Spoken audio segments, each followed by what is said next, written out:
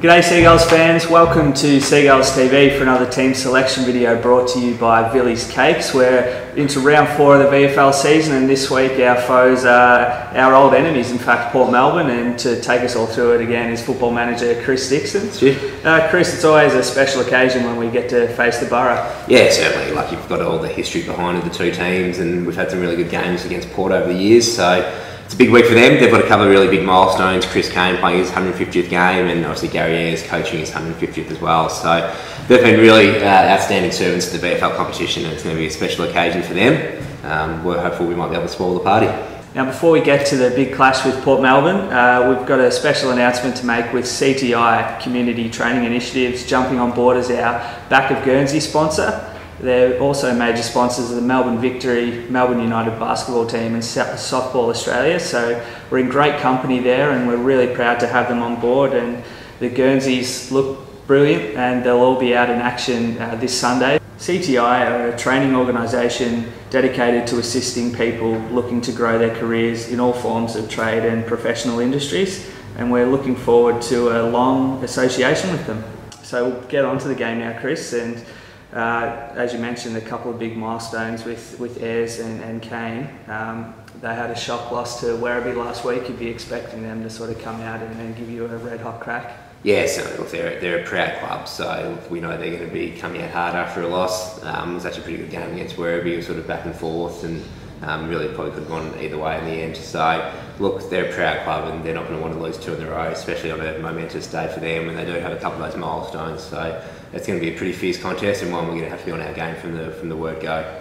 Now, let's have a look at the team. Some good news stories to come out of last week though, with Jacob Jasari and Tyler Curtis, both South Mildura boys, making their debut, as well as Jack Dorgan making his senior return after a long layoff with injury.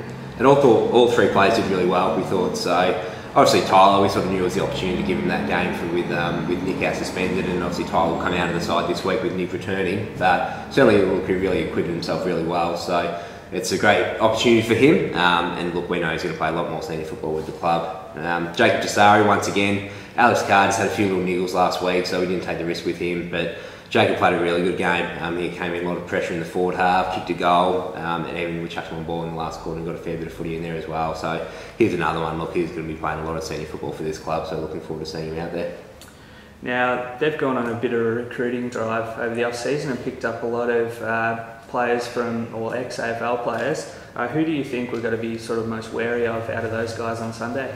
Yeah, they've certainly put a bit of an emphasis on their forward line, bringing in sort of guys of Jordan Lyle, Khan Haratuku, so they've got a couple of bigger boys down there, and then I guess a couple of bit of run from the back half.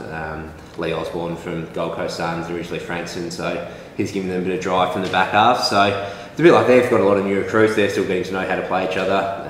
That's probably one they're only going to get better as the season goes on. So we're really going to have to be really mindful of those sort of players, let alone their own VFL class, who they've already had in guys like Magna, Kane. These sort of players have been really good players in the competition. So you look at their team, there's a lot of match winners on every line, so it's certainly something that we've got to be aware of, and it's going to be a big effort for us to get the 4 points. Now, we're 3-0 and coming off 2 big wins over Sandringham and North Ballarat. 6 multiple goal kickers last week. You must be really happy with how the forward line's structuring up at the moment.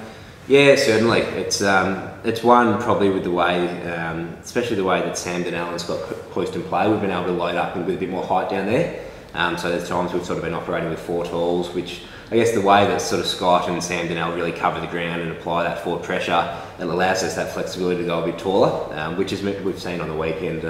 Lee Masters gets a pretty good matchup, kicks a couple of goals. Sam Crishley kicks a couple of goals on a really good matchup. So it just gives us a bit more flexibility down there with Scott and Sam with their work rate, and they're able to put pressure on. Gives us a bit more flexibility to go a bit taller, or even bring it back a bit smaller depending on the conditions. So really we're happy with the way it's functioning at the moment, and also credit to the midfield that they are getting it down there as well. A few things to cover off for this weekend's game, which is at Burbank Oval.